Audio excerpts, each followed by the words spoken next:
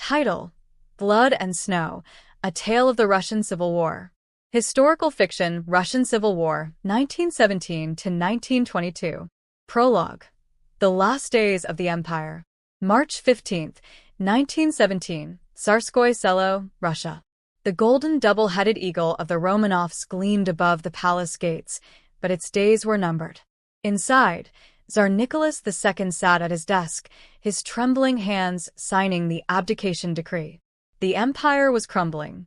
Far beyond the palace walls, the streets of Petrograd burned with revolution.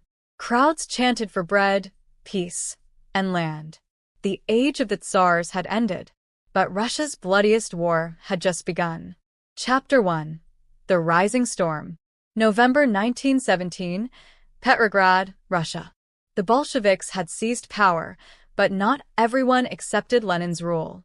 Viktor Mikhailov, a former officer of the Imperial Army, watched from a frozen alley as Red Guards stormed the Winter Palace. He turned to his comrade, Nikolai Petrov, whispering, "This isn't over. The Whites will fight." Nikolai nodded grimly. Civil war was inevitable.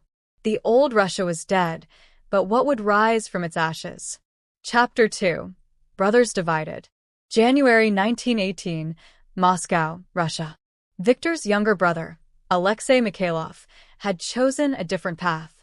He had joined the Red Army, believing in Lenin's promise of a workers' paradise. When Viktor learned the truth, his heart sank. "You fight for tyrants disguised as revolutionaries," he told Alexei. Alexei's voice was cold. "And you fight for a dead empire." Their war was no longer just political, it was personal. Chapter 3: The White Army's Last Stand. November 1919, Siberian Front. Snow fell in thick sheets as Viktor's White Army unit prepared for battle. The Red Army, stronger and better supplied, closed in. Among them was Alexei. The two brothers now faced each other, weapons drawn. One would have to fall. Chapter 4: The Red Terror. September 1918, Moscow, Russia.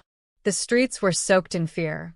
The Cheka, Lenin's secret police, hunted down anyone labeled an enemy of the revolution. Eleanor Petrovna, a noble woman turned rebel, hid in the shadows, her breath frozen in the cold night air. She had aided the Whites, and now she was a target.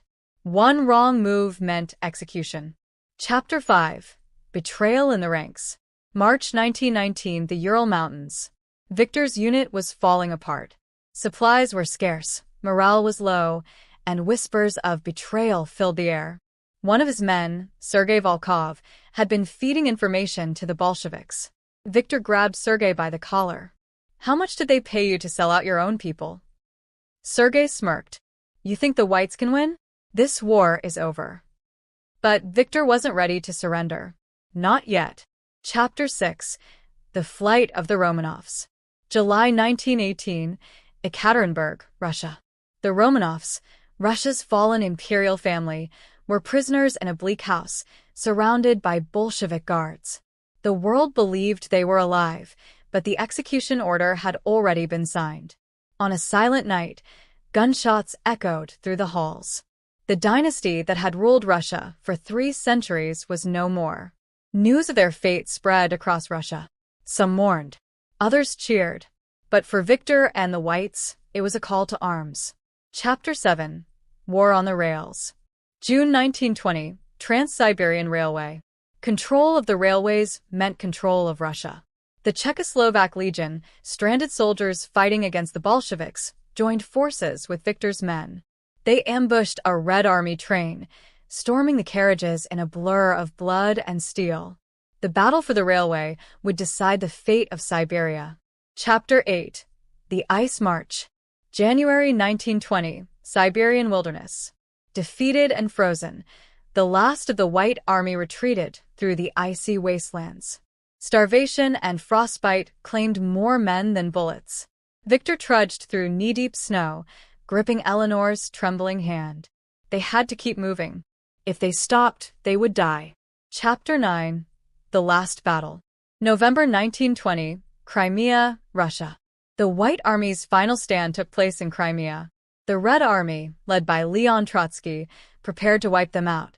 Victor stood on the cliffs, watching the Bolshevik forces approach. This was the end.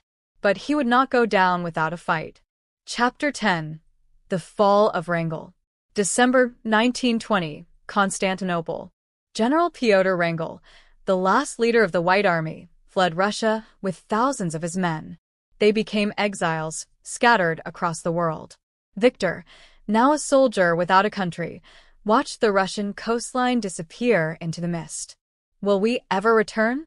Eleanor whispered. Victor did not answer. Russia was lost. Epilogue. Ghosts of the past. Years later, Victor sat in a Paris cafe, reading a newspaper. Lenin was dead. Stalin had risen. The war was over, but the terror had only just begun. As he sipped his drink, he felt a pair of eyes watching him. A Bolshevik assassin? A fellow exile? He would never know. Russia had changed, but its ghosts still haunted him. The end.